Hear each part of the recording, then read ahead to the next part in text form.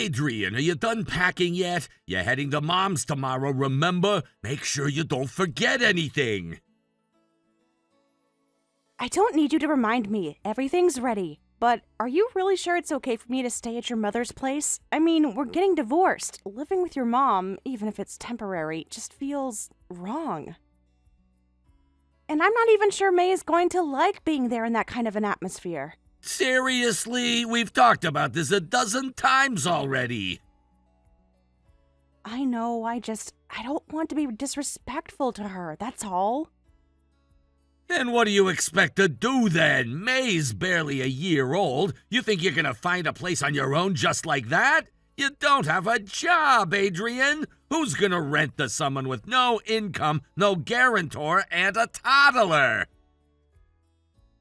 I know. I don't have another option.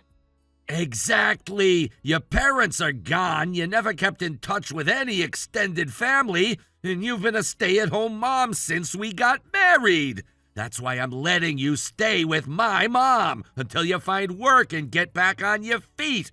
You think either of us is thrilled about this situation?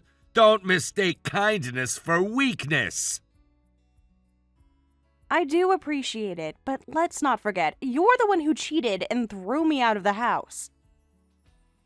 So maybe don't talk like you're doing me this huge favor. Wow, you really think you're in a position to talk to me like that? I could end this arrangement right now, you know. Tell Mom it's off, then what'll you do?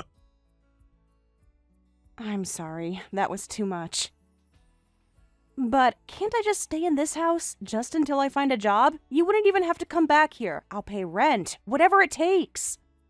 No, Mia and I are moving in here. This is my house. Mom gave it to me, not you. You're not entitled to it. You're lucky I'm even helping you at all. Don't push it. May's so little, Max. Uprooting her like this, putting her in a completely new environment, it's going to be hard. I'm just asking for a bit more time. Jesus, you're really not getting it. I already said this house is mine. You have no say. And I'm still covering alimony and child support, so stop acting like you're the victim.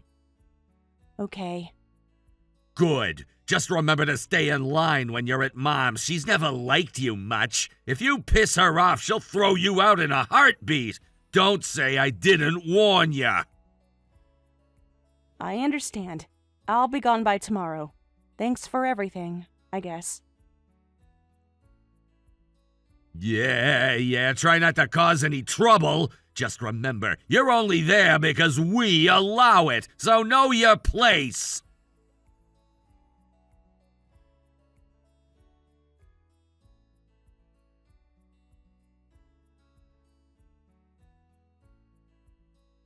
Sandra, I'm heading your way now with May. It may only be for a short while, but thank you in advance for taking us in. Of course! I've already stocked up on some baby supplies for May, so you won't have to worry about that. You're bringing the essentials with you, I assume? Yes, just the minimum. I didn't want to burden you with too much. I really hate that our situation ended up dragging you into all this. I'm sorry for everything. No need to apologize. Honestly, this should have all been dealt with long before it spiraled this far. That boy of mine, he's the one who delayed making things right. Now we're all just dealing with the consequences. Thank you, really. Let's not dwell on that now. How's May doing? You're the one who got custody, right? Has Max said anything at all since? She's doing okay. A little fussy from all the changes, but otherwise healthy. As for Max, he said she'd get in the way of his new life with Mia. He didn't fight me on custody. In fact, he seemed relieved. Typical. He always liked things neat and clean. No complications, no responsibilities. I told him if he was going to throw away his marriage and his daughter, the least he could do was make sure you had somewhere to go. Did he at least tell you to listen to me? Yes. He said I should do whatever you tell me, and honestly, I'm not planning to cause any trouble. You're opening your home to us, and I'm incredibly grateful. I'll do my best to stay out of your way and not to make anything harder for you. Good, then we understand each other. Now before you come over, would you mind running a small errand for me? I know it's last minute, but can you manage? Of course. What do you need? Pick up a divorce application for me. A divorce application? Yes, from the city office. They should give it to you right away. If it's hard to manage with May, I can watch her for a bit while you go. No, that's all right. I can handle May. But about the divorce papers, could we possibly wait just a little longer before I file? Why wait? Aren't you planning to divorce Max anyway? What difference does it make? Hasn't Max told you? I don't have anyone else. No family, no friends who could take me in, and I haven't been able to find a job yet. I just thought maybe it'd be better to wait until I have some way to support myself and May. I know it's selfish, but I'm begging you. Ah, so that's it. You're afraid that once you divorce him, I'll have no reason to let you stay here. That you'll be out the door as soon as you sign. Yes. I know that technically I'm already no longer family, but as long as I'm still married to Max, you have a reason to keep us around. Once that's gone, there's nothing tying us together anymore. Well, let me put your mind at ease. I'm the one who offered to take you and May in. I don't break my promises. So whether you sign that paper today or next week, it doesn't change that I gave you my word. And frankly, the sooner you make a clean break, the better. Really? Really? Dragging this out won't help anyone, especially not you. Right now, your life's in limbo. No husband, no job, no real future. The first step toward rebuilding is cutting ties with what broke you.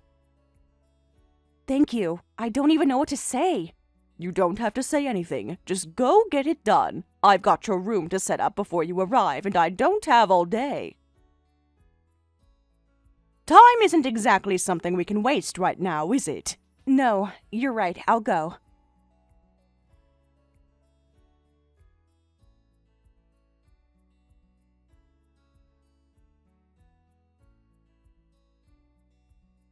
Mom, you done for the day? I need to talk to you. Do you have a minute? I was about to call you, actually. Is this about Adrien and May? They showed up today. Yeah, I figured. They said they'd head over. Sorry it was so sudden. I should have given you more of a heads up. Sudden? Max, it was chaos. I spent the entire day cleaning out that spare room, making it livable for them. I barely had time to breathe. I know, and I'm sorry. Really, I didn't want to drop this on you, but even if we're getting divorced, Adrien is still my ex-wife and May's my daughter. I couldn't just toss them out when they have nowhere to go. They haven't even found work yet, so please bear with it a little longer. You don't need to apologize. I'm not doing this for you. I let them stay because I chose to. So don't worry about me. I'm not a victim in this. Thanks, Mom. I told Adrien not to give you any trouble. If she does, kick her out. Seriously. If it gets too much, I'll just threaten divorce again. That usually shuts her down. No need. There's no need to threaten her anymore. You'll be divorcing her officially very soon. Wait, really? You managed to convince her already? That's surprising. When I brought up divorce before, she fought it hard. I've already handled it. Adrien's already signed the paperwork. All that's left is for you to add your signature. I'll bring it over tomorrow night. I have errands during the day. Huh. Okay, that was fast, though. Guess you really didn't like her, huh? I mean, let's be honest, Adrien was never your favorite. You were always kinda cold to her, harsh even. And now she finally finds a place to stay and you push for a divorce the same day? You really must have wanted her gone. Poor Adrien. Max, what the hell are you talking about? I would never kick out someone I consider my daughter. Daughter? Are you serious right now? I'm absolutely serious, and I never once said I disliked Adrien. Where's all this coming from? Come on, you always treated her differently. Stricter with chores, tougher about greetings and manners. You barely even smiled around her. How was she supposed to think you liked her? Since when does being strict mean you hate someone? That's not how love works. I treated Adrien like my own daughter because that's exactly what I saw her as. When she married you, I accepted her as family, and I was hard on her not out of dislike, but because I wanted her to be able to stand proud in the world. That's what you do for your child. As for seeming cold, well, I've always been this way, haven't I? Then why are you helping speed up the divorce? If she means so much to you, wouldn't you be trying to stop this? After the papers are signed, she's a stranger again. You think that makes sense? Even if she becomes a legal stranger, this is my house. I decide who lives here, no one else. You're seriously going to live with your son's ex-wife? That's insane! What's the point of that? Max, we were never blood related to begin with. You think a piece of paper makes or breaks what someone means to you? I'm not concerned with the formalities. Even married couples are technically strangers, and yet they build lives together. Relationships aren't just legal definitions. That's just mental gymnastics! I'm your son, she's my ex! It's not normal to keep her in the house! Then maybe I'll adopt her. Make it official. Then you can't say anything, right? What kind of a twisted joke is that? That's not something any normal parent says. What about me? What about Mia? You expect us to visit the family house and run into Adrien in the kitchen? That won't be a problem. You're not welcome here anymore. What? What the hell are you saying? I'm cutting ties with you. Once the divorce is finalized tomorrow, we'll be strangers too. You've gotta be kidding. You're really saying that? You're disowning me? You made your choices, Max. You betrayed Adrien. You hurt May. You threw them away without remorse. Don't expect to be coddled now. You've moved on, haven't you? Then go live with your new life and leave this one behind. Oh, and the house? Return it. I gave it to you when we were family. We're not anymore. You don't get to keep it. This is insane! You're throwing away your real son for someone who married into the family? Who does that? Are you hearing yourself right now? I hear myself just fine. And honestly, I think it's less insane than a man who cheats on his wife, abandons his daughter, and still expects sympathy. You made your bed. Now lie in it. Mom, please, think about this. You're mad, I get that. But taking the house? Cutting me off completely? What are we supposed to do? Did you ever stop to ask Adrien or May what they were supposed to do when you betrayed them? When you blindsided them and left them scrambling to survive? From the time you were a child, I told you one thing over and over. Don't do to others what you wouldn't want done to you. You clearly thought it was okay to do what you did, so now you get to live with the consequences. This isn't the same! You're my mother! Taking the house and treating me like I don't exist? That's cruel! That's punishment! You're choosing someone else's side over your own son! How could you do that and live with yourself? The house belonged to me. I gave it to you because I believed you were someone who would use it to protect your family. Instead, you used it as a weapon. You told Adrien she didn't have any right to it. That it was your gift from me. So if you really believe that, then you should also believe this. It's mine, and I'm taking it back. You don't get to claim moral outrage now. This is insane! You're throwing me out for her? You're seriously picking her? I'm not choosing sides. I'm choosing values. You walked away from the kind of person I raised you to be. Adrien didn't. So yes, if that's the choice, I'll pick her. Every time. This is unforgivable! You've lost your damn mind! I can't believe you do this to your own child!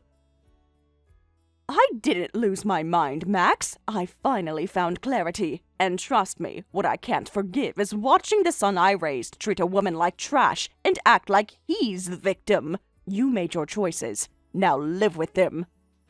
This isn't over! Oh, but it is.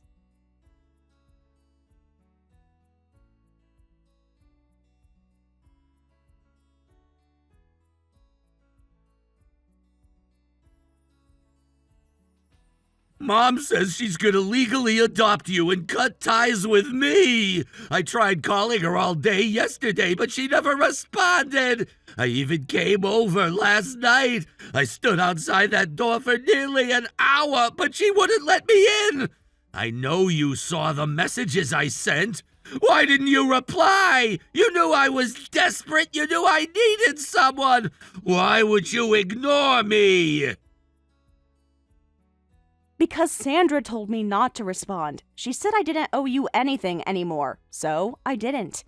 You're kidding me, right? What, are you 5? You're just gonna do whatever she says now without thinking for yourself? I'm your husband, or I was at least. This was serious, Adrien. I was in real trouble, and you just... What, decided it didn't matter? You told me to listen to Sandra, didn't you? You said, don't argue with my mom, just do whatever she asks and everything will go smoothly. So, that's what I did. Funny how that suddenly becomes a problem now that it's not going your way. Oh, come on, grow up and think for yourself. You really think this is the same thing? I didn't reach out because I wanted a favor. I reached out because I was drowning, Adrien. I thought maybe, for once, you'd put aside whatever resentment you're carrying and help. It's not my job to save you, Max. Not anymore. You made sure of that when you threw me and May out like we were garbage. You burned the bridge. Don't act surprised there's no way back across now. Fine, whatever. No point getting mad at you, but don't play dumb with me. You've spoken to my mom, right? She told you what happened yesterday? Yeah, she told me. I didn't see it coming either, if you must know. I always thought she disliked me. I figured she just tolerated me for your sake. But she surprised me. And honestly, I don't think she's wrong. Are you serious? You're siding with her? You actually believe this is okay? You think it's totally fine for my own mother to turn her back on her son and start calling my ex-wife her daughter? What I believe is that people reach their limits. Maybe Sandra finally hit hers. Being someone's mother doesn't mean blind loyalty, Max. You taught me that when you turned your back on me and May without a second thought. Now you're learning what that feels like. You know what I think? You must have been playing her all along, sucking up behind my back, worming your way in, telling her sob stories. That's the only explanation for how she flipped so fast. Wow, you really believe that, don't you? You can't even imagine someone caring about me without it being manipulation. That says a lot more about you than it does about me. What else am I supposed to think? She's my mom. She raised me. She watched me grow up, supported me through everything. Now she's ready to erase me completely, like I was nothing. And for what? You? For May, for the daughter you didn't want, for the granddaughter you abandoned. Sandra opened her heart to us when we had nothing left. She didn't ask questions. She didn't hold grudges. She just let us in. I misjudged her. I thought she was cold, but she's warm in all the ways you never were, Max. Don't paint me like some kind of monster. I was trying to move on. Is that such a crime? I found someone new, someone I cared about. You didn't just move on, Max. You cheated. You lied. You humiliated me. And then you kicked me and our daughter out of our home without a second glance. You made it clear we were nothing to you. Now you're realizing that other people noticed. That house is mine! I got it from my mom! She gave it to me! You had no right to stay there once we were over! You're lucky I didn't drag you out myself! And yet now you're begging to keep it. You want the house back? Then maybe you shouldn't have weaponized it against us in the first place. You're just angry because for once you don't have the power anymore. So what now? You just live there with my mom? You think that's normal? You really think you can replace me in her life and act like that makes it all okay? I'm not replacing anyone. I'm just existing in the space you left behind. And Sandra, she doesn't seem to miss you. She made her choice. Maybe because she finally saw you for who you really are. Unbelievable. This is insane. You really think she's gonna go through with adopting you? You're not her real daughter. This isn't some fairy tale. It doesn't need to be. Family isn't just blood, Max. It's love, support, respect. You don't get to decide who gets to be a daughter to her. She already did. So what happens to me, huh? Where do I go when the house is gone? You and Mom both just get to move on like I never existed? Sounds familiar, doesn't it? That's exactly what you did to us. Look, please, just talk to her. Tell her to stop this. Tell her to give the house back. You and we haven't filed the papers yet. Technically, we're still married. You said you loved me once. Doesn't that count for something? That love died the night you locked the door behind us. You can't keep calling us family when it suits you and strangers when it doesn't. I begged you to listen back then. You didn't care. Now it's my turn to walk away, and I'm doing it with the only people who actually loved me, Sandra and May. So that's it? You're just going to erase me from both of your lives? You erased yourself. You made those choices. Now we're just living with them, and maybe you should start doing the same.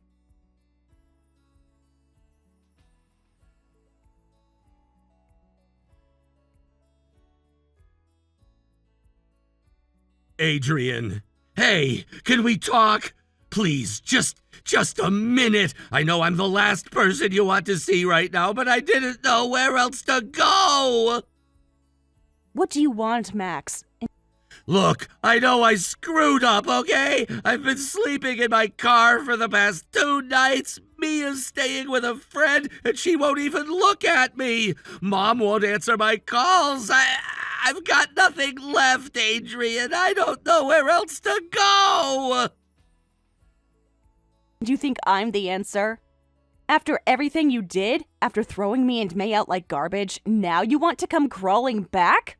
I didn't mean it like that. I was angry, confused. Mia had me all twisted up. I thought Mom would come around, that this would all blow over. Blow over? Max, you kicked me out of our home. You told me I had no right to the house your mother gave you. You humiliated me. And now you think a few nights in your car makes up for that? I was wrong. I know that now, okay? I was blinded by everything. Work, stress, Mia. I didn't think Mom would actually cut me off, but she did. And I get it. I get why she's angry, why you're angry. You don't get it, Max. You never did. You were so used to being the center of everyone's world that you couldn't see how much damage you were doing. You hurt me, and you hurt your daughter. And now that the consequences finally caught up to you, suddenly you want sympathy? I'm not asking for sympathy. I'm just asking for a place to stay, just for a little while. I'll sleep in the guest room. Hell, I'll sleep on the floor. I'll do whatever it takes. I can't do this alone anymore. Please. You mean the same guest room you didn't let me use when you threw me out? The one I had to beg to stay in after finding out about Mia? I remember standing there with May, bags in hand, while you looked at me like I was a stranger. I know, God, I know, and I hate myself for that. I see it all now. I was cruel, I was selfish, and I'm not asking you to forget it. I just want a chance to fix things. Fix what, Max? Our marriage is over. Your mother made her choice because you made yours. She saw what you did to us and decided she couldn't stand behind it. What exactly do you think you're fixing? I don't know. I don't know anymore. I just want my family back, or at least the people who used to be my family. I'm not asking to be your husband again. I'm just asking not to be alone. I've lost everything. You didn't lose everything, Max. You threw it away. You took people for granted until they walked down on you. And now that the silence is deafening, you finally hear the echo of your choices.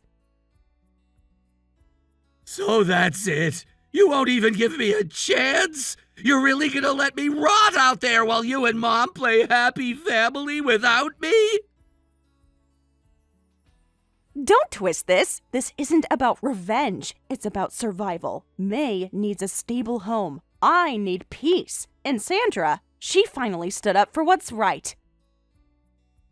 You might not like her decision, but she made it because she loves us. Because she saw what you were becoming and said enough. She was supposed to love me. I'm her son. And I was supposed to be your wife. Life doesn't always honor titles, Max. It honors actions. And yours? They burned every bridge behind you.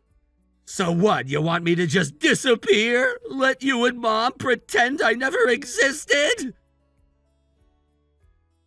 I don't want you to disappear. I want you to grow up. Learn from this. Stop blaming everyone for the mess you made. You had a choice. And now, so do I. And I choose to protect myself and May from this cycle. You really think I'm a lost cause, huh? No, but I don't owe it to you to fix you. You have to want that for yourself. And right now, I don't think you do. I think you just want comfort again. Please, just talk to Mom. Ask her to give me one more chance. I'll do anything. I'll apologize. I'll clean the house. I'll pay rent. Just don't shut me out. I can't take it. You should have thought of that before telling May to stop calling me Mama. Before calling Mia your real chance at happiness. You don't get to come back just because the storm you created swept you up in it too. I was wrong. All of it. I see that now. But that doesn't undo what you did. The scars don't vanish just because you regret causing them. Then what do I do, Adrien? Just keep drifting like this? No home, no family? You rebuild from the ground up. And not here, not with us. This house is a place of healing now. For me, for May, for Sandra. We earned this peace. You'll have to earn your own somewhere else. You're really not going to help me? No, Max, I already did. I survived you. You're cold! No, I'm finally warm. For the first time in years.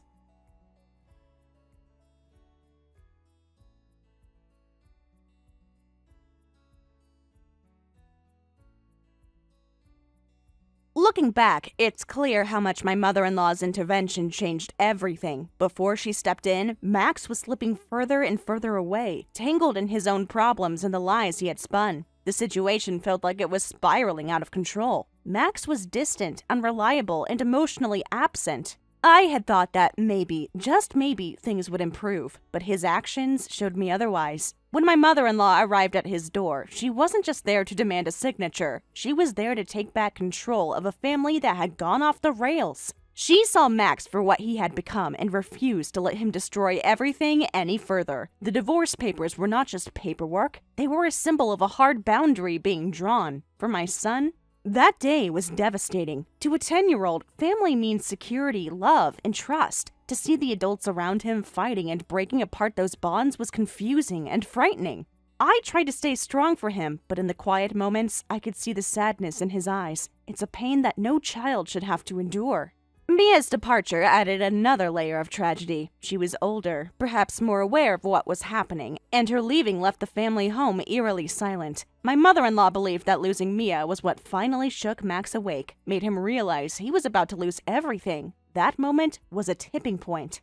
The offer of the house came as a surprise. This was not a small gesture. It meant my mother-in-law was willing to trust me with something deeply personal, the physical legacy of a family history. Yet, I knew accepting it wouldn't solve the underlying wounds. It might even feel like winning a battle at a painful cost. So the house was sold. Its empty halls now stand as a quiet monument to what once was.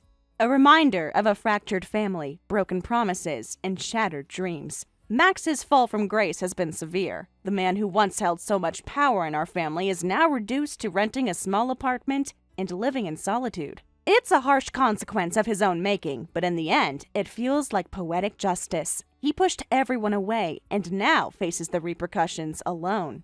Mia's story is tragic in its own right. Disowned by her parents, cast out for her actions, she's now a wanderer without a home or support. I can't help but wonder what her life looks like now. Is she struggling? Is she safe? Those questions haunt me. Through it all, the presence of my mother-in-law has been a beacon of hope. She welcomed May and me when we had nowhere else to turn, offering us shelter and a chance at stability.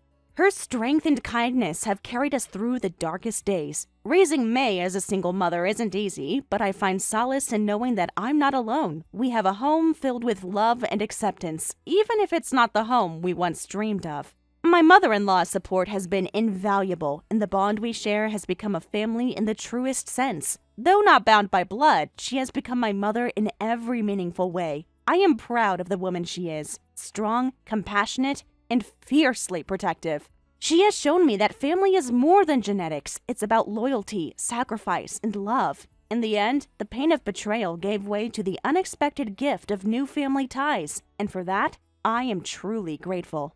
After the dust had settled, I spent many long nights reflecting on everything that had happened, on Max's betrayal, on the collapse of the family we once dreamed of building, and on the unexpected strength I found in my mother-in-law. Those nights were a mix of pain, anger, confusion, but also quiet gratitude. Life had dealt me a harsh hand, but I had survived it, and somehow I was beginning to rebuild from the rubble. Raising May alone was daunting at first. The nights were the hardest. When the silence pressed down on me and the weight of what I had lost seemed unbearable, but May's small hand in mine, her innocent questions, and her unbreakable spirit gave me a purpose stronger than any heartbreak. Watching her grow, learn, and laugh, despite everything, became my greatest joy. My mother-in-law never treated me like an outsider, not even once. It's strange to think that the woman who once seemed so distant from me became the person I relied on the most. She was my anchor during the storm, showing me that family can be chosen as much as it can be given. Every day, she proved that love is more than shared blood. It's shared sacrifice and loyalty. Sometimes, I wonder what would have happened if Max had chosen differently, if he had stood by me instead of turning away. Maybe the house would still be filled with laughter instead of silence. But those thoughts only make me sad for a moment before I push them aside. The past can't be changed, and clinging to what-ifs would only keep me from moving forward.